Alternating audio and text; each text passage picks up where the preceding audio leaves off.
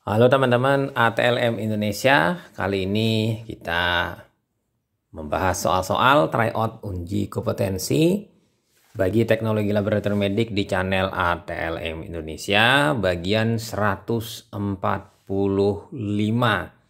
yang mana soal-soal kali ini kita membahas tentang bakteriologi klinik. Jadi kompetensinya kompetensi bakteriologi klinik atau bakteriologi umum dan juga mikrobiologi klinik. Jadi ini ya kok khusus mengenai bakteri. Yang mana ini untuk diploma 3 maupun juga diploma 4 TLM sebanyak 20 soal yang kita bahas kali ini.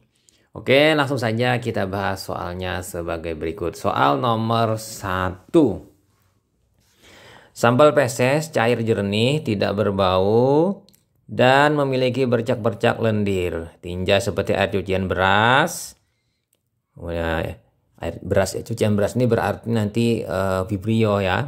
Dari diare seorang wanita pekan ketiga yang terjadi dehidrasi. Ada patogen, gram negatif, bentuk batang, dibiarkan pada perbenihan TCBS. Jadi TCBS jelas sudah Vibrio. Tiosulfat sitrat bile salt sukrosa agar.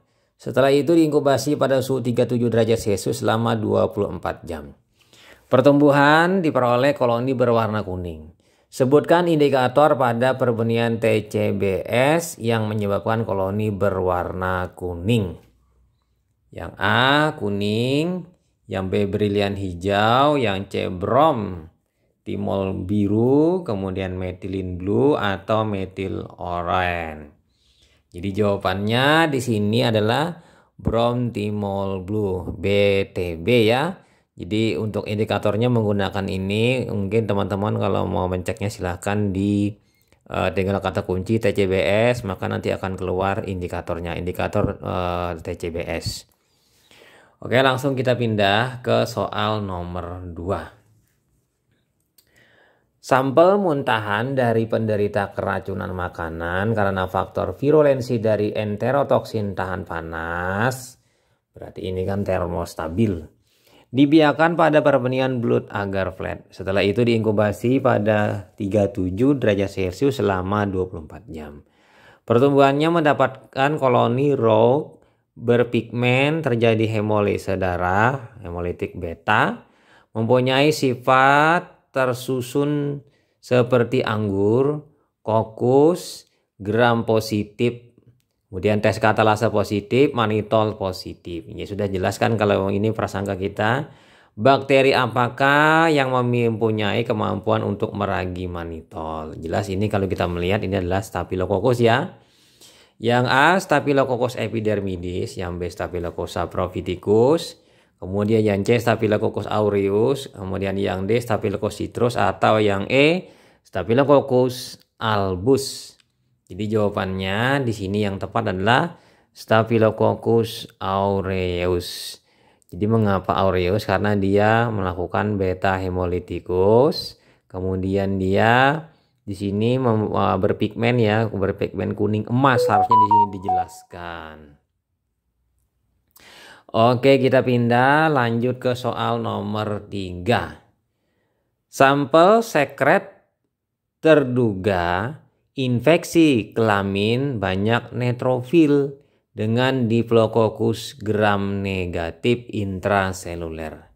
Lalu dibiarkan pada perbenihan Thayer Marten diinkubasi 35 derajat Celcius dalam suasana karbon dioksida. Biarkan jenis bakteri apakah yang menggunakan perbenihan Thayer Marten?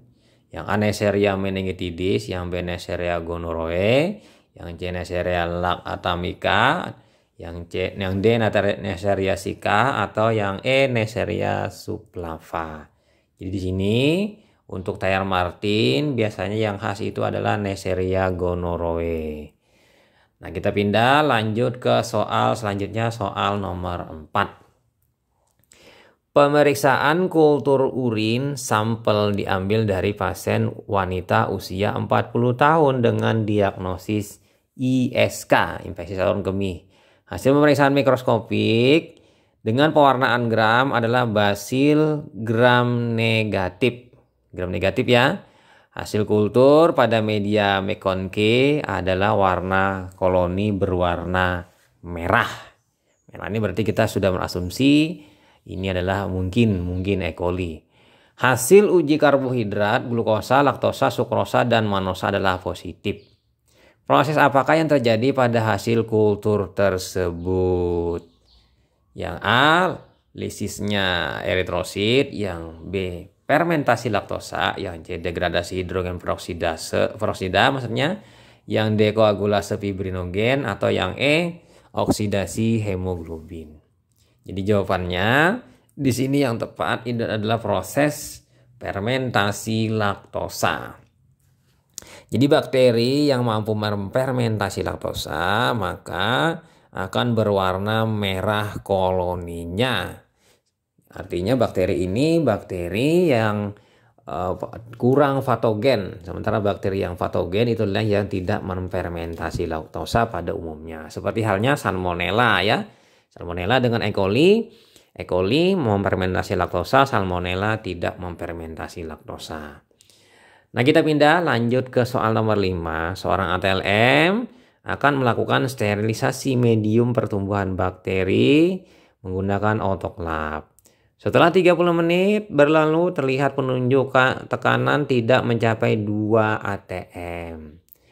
Tindakan apakah yang paling tepat yang harus dilakukan? Yang A, menghentikan proses sterilisasi. Yang B, menambah waktu sterilisasi. Kemudian yang C, memeriksa kondisi autoklaf.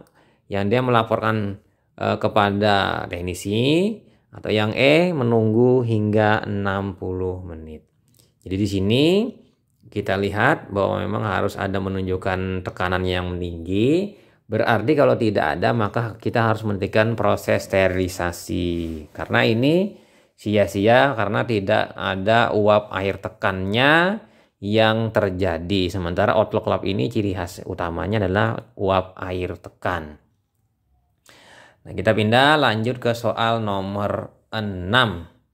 Seorang ATLM sedang melakukan pengamatan mikroskopik pada hasil pewarnaan gram untuk identifikasi Staphylococcus aureus dari kultur makanan yang menyebabkan pasien mengalami keracunan. Pada pembesaran 1000 kali terlihat morfologi sel berbentuk bulat bergerombol seperti buah anggur. Staphylococcus aureus ya. Namun sebagian sel terwarnai biru keunguan, sebagian lagi tidak terwarnai. Tindakan apakah yang paling tepat yang harus dilakukan oleh seorang analis atau ATLM? Yang A, mengulangi pembuatan sediaan dari biakan yang sama. Yang B, melakukan validasi metode pewarnaan gram yang telah dilakukan. Kemudian C, meminta tenaga analis yang lain untuk mengamati sediaan secara konfirmasi. Kemudian D, memeriksa kondisi seluruh reagen yang digunakan. Atau yang E, mengulang pengamatan sediaan. Jadi di sini sebagai seorang ATLM atau analis yang bijaksana yaitu mengulangi pembuatan sediaan dari biakan yang sama. Jadi harus diulang ya, karena ini ada yang tidak kena zat warna, ada yang terkena zat warna, sehingga ada yang tidak terwarnai. Nah, kita pindah lanjut ke soal nomor 7. Sampel feses seorang wanita berusia 25 tahun yang dikirim ke laboratorium dilakukan pemeriksaan bakteriologi dengan uji IMFIC. Didapatkan hasil uji indol positif ya. Di sini uji indol fokusnya. Apakah mekanisme reaksi yang terjadi pada kasus tersebut?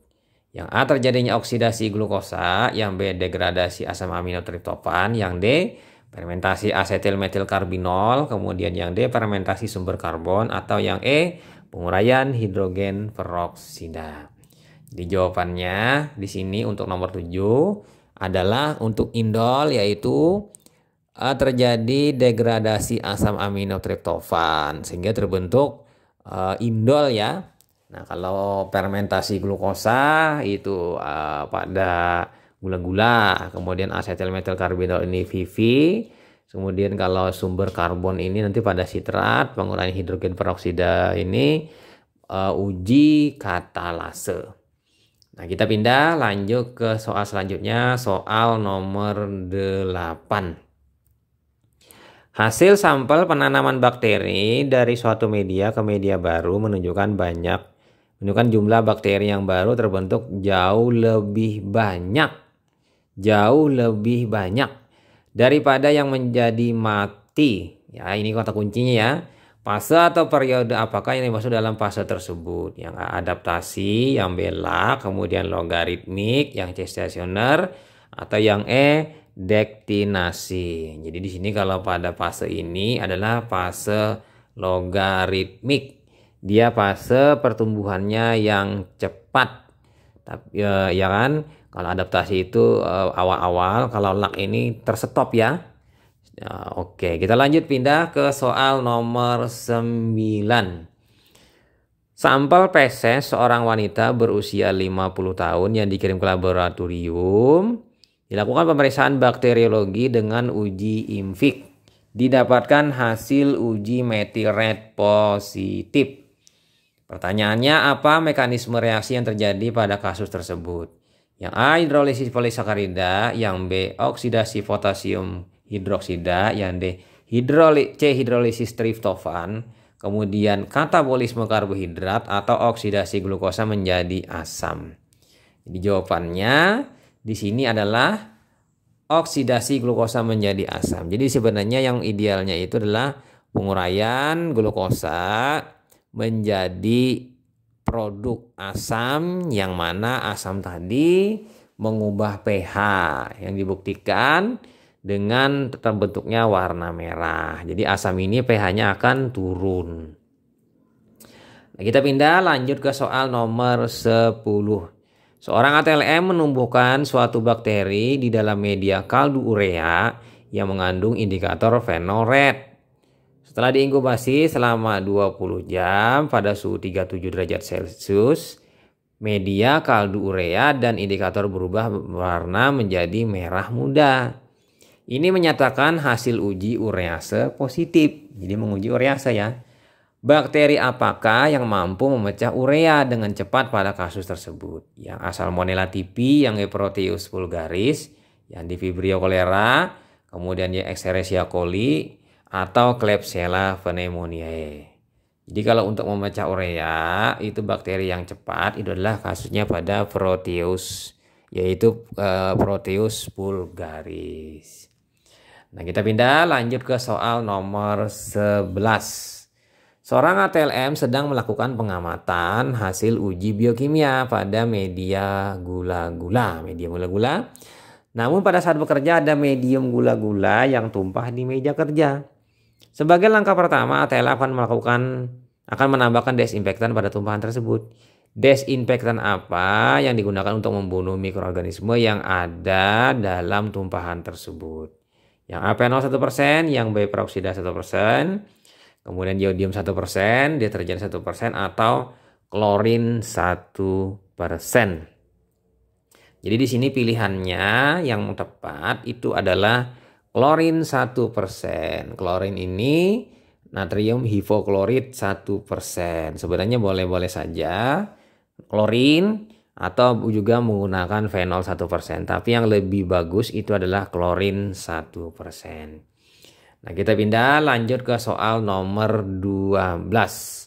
Seorang pasien pria 38 tahun menderita sakit dengan gejala demam ringan.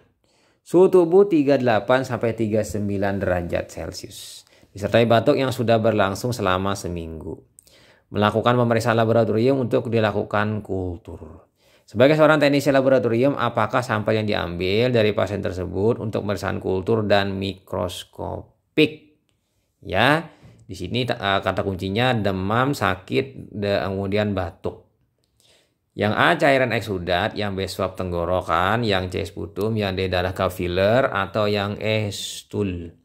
Jadi jawabannya di sini karena di situ ada kata kuncinya adalah batuk, maka yang diambil adalah sputum ya dari pasien tadi. Jadi nanti akan dilakukan pemeriksaan mikroskopik, pewarnaan BTA ya, metode Zil-Nelson. Nanti kemudian dilakukan kultur ya, kultur di Lowenstein-Jansen misalnya dengan homogenisasi cara Kudoh misalnya.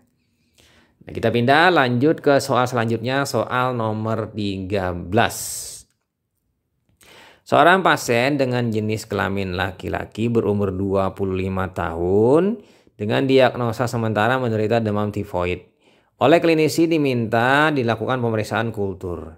Pertanyaannya, berapa volume sampel yang diambil? Yang A darah kapiler 1-2 ml, kemudian yang B darah vena 10-20 ml, yang C darah 2-5 ml, atau yang D darah EDTA 10-20 ml, atau yang E urin pagi 5-10 ml. Jadi kalau pasien dengan diagnosa demam tifoid dan akan dilakukan oleh kulturnya di sini ada gal kultur.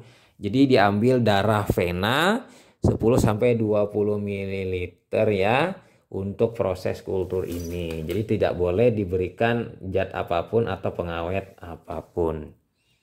Nah, kita pindah lanjut ke soal selanjutnya, soal nomor 14. Seorang TLM melakukan pemeriksaan kultur sampel darah untuk biakan bakteri aerof. Namun karena sampel darahnya itu sedikit, maka perlu ditanam pada media penyubur terlebih dahulu.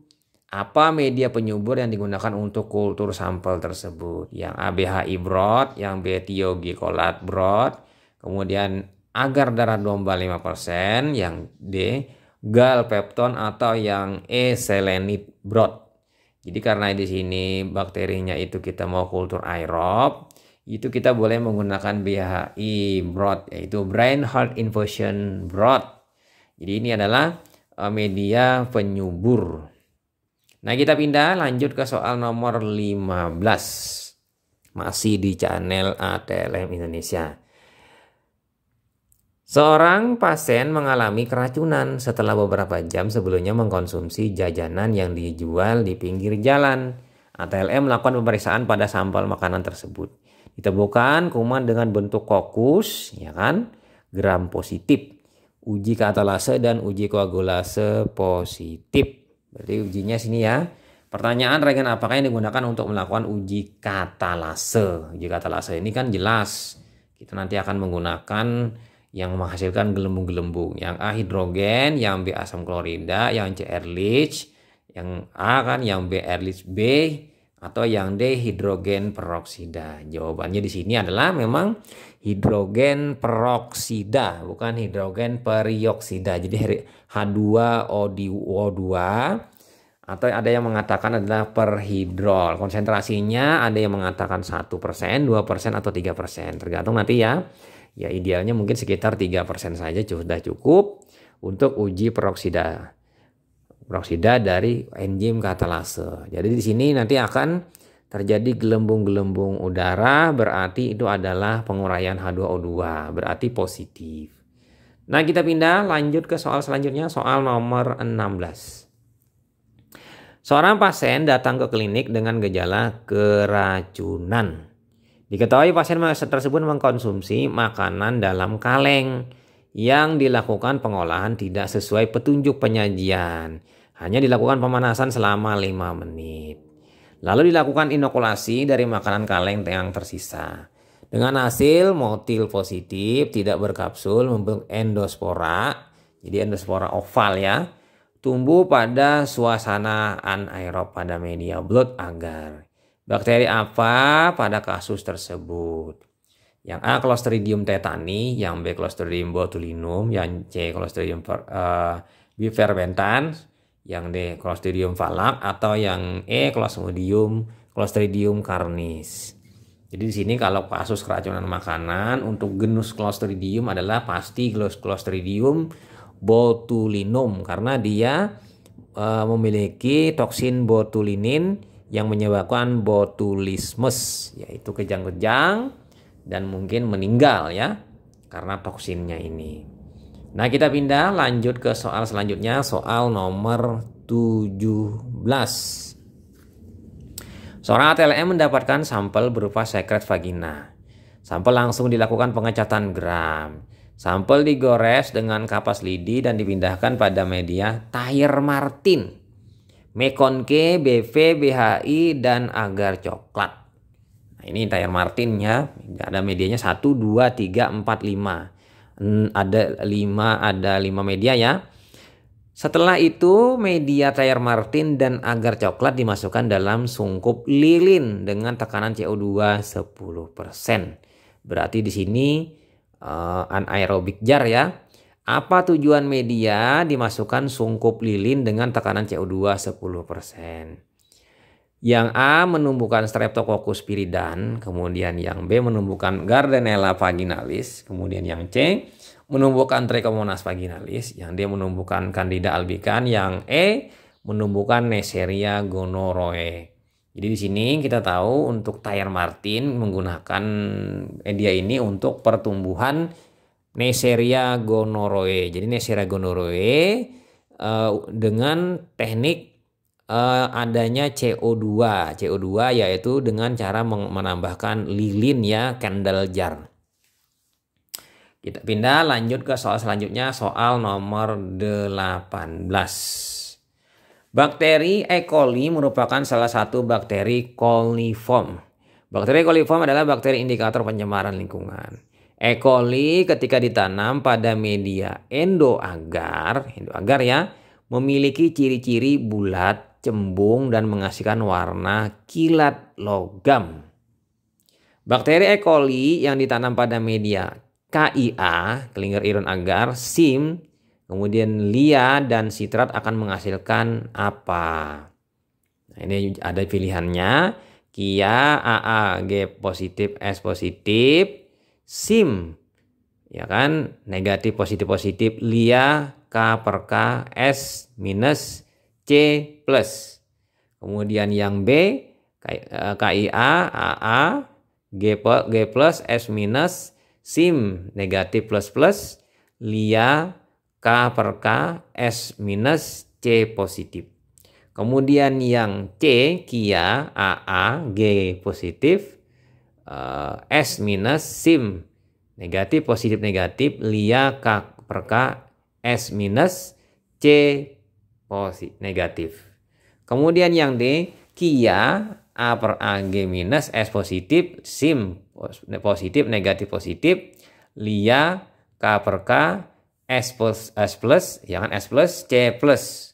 Sementara yang E, KIA, A per A, G plus, S minus, SIM negatif, negatif, negatif, LIA itu K per K, S minus, C minus. Jadi di sini pilihannya lumayan agak bingung ya. Jadi jawabannya yang benar itulah KIA, asam per asam itu pasti, ada gas ya kan. Kemudian sulfidas atau sulfur atau H2S itu negatif. Dia kan negatif itu.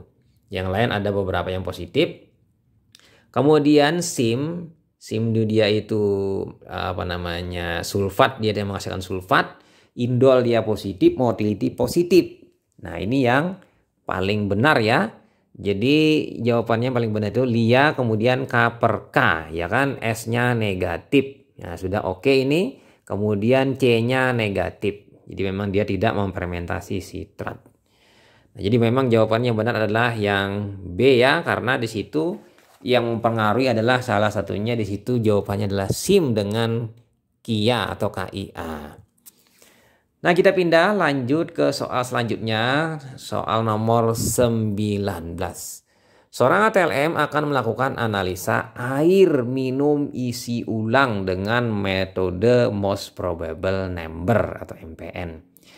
Kemudian merencanakan akan membuat media untuk analisa tersebut. Media apa yang harus disiapkan? Yang A, laktosa broth dan endoagar, yang B, nutrin agar dan BGLB. Kemudian yang C, nutrin agar dan laktosa broth, atau yang D, laktosa broth dan BGLB, atau yang E, endoagar dan BGLB. Jelas di sini kalau untuk uji MPN coli itu kita harus menyiapkan laktosa broth dulu, LB. Lalu untuk uji awalnya ya, nanti untuk uji selanjutnya, uji tambahan, uji penegasannya itu dengan BGLB. Jadi kita menyediakan media laktosa broth dan BGLB untuk dibuat ya dalam bentuk nanti sesuai ragamnya 511 ya kan, untuk pemeriksaannya ya, atau 311 atau 555. Nanti tergantung yang dipilih. Nah, kita pindah lanjut ke soal nomor 20, nomor terakhir ya. Seorang ATLM melakukan identifikasi bakteri Staphylococcus aureus terhadap suatu sampel minuman. Jika diisolasi pada media Vogel-Johnson agar positif, akan terbentuk koloni yang berwarna hitam dan media akan berwarna kuning. Setelah itu akan dilakukan uji biokimia. Uji biokimia apa saja yang harus dilakukan? Yang A, peroksidase, yang B, hidrolase, yang D, amilase, yang D, hemolitik, atau yang E, koagulase. Jadi jawabannya di sini yang tepat itu adalah uji koagulase. Uji koagulase ini Staphylococcus aureus mampu mengkoagulasekan plasma sitrat ya. Jadi plasma sitrat akan mengalami penggumpalan. Itu adalah uji untuk identifikasi Staphylococcus aureus. Nah, kira-kira itu saja teman-teman, sebanyak 20 soal materi yang kita bahas tentang bakteriologi klinik. Jangan lupa subscribe, like. Nantikan soal lainnya, semoga bermanfaat dan barokah. Selamat belajar dan salam kompetensi. Semoga teman-teman mendapatkan pencerahan dari 20 soal yang kita bahas pada sesi kali ini. Dan saya doakan teman-teman, semoga teman-teman lulus uji kompetensi dan mendapatkan nilai yang memuaskan. Oke, itu saja. Saya Ahmad Lab dari Banjarmasin pamit. Sampai jumpa. Bye.